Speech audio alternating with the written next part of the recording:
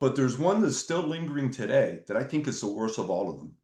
It's called the blaming virus, Uh-huh. where we blame someone else for, the lack of happiness or success we've had in our lives. And this is something I tell my audience, whether I'm speaking or I'm doing training, I always bring this to them, is wherever any of us is at in our lives right now, you, Grant, myself, the audience watching and listening here, wherever we're at in our lives, we are 100% responsible. We are accountable at wherever we're at in our lives. Really good, mediocre, not so good, right? So we can't blame anyone else because we haven't hit the mark, that haven't hit the level.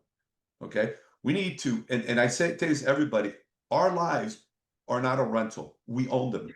God Yeah, gifted right. us this life. We got one shot at it, Yeah. right? So what do we do with it? We have to take care of it. We have to grab onto the owner who says, all right, I know my values. I'm going to live by them. I'm going to get on my train, not someone else's train. Yeah. And knowing that life is a marathon, life has many stops along the way. Well, if you're on your train and there's someone on board your train that's not connecting with you, they need to get off on the next stop Yeah. to allow for others that will align with you to get on that train.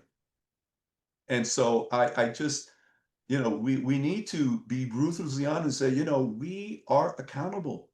We own our lives. And it's up to us whether we succeed or not. And there's something else that's real important. And you mentioned it there about failure and people or, Sure.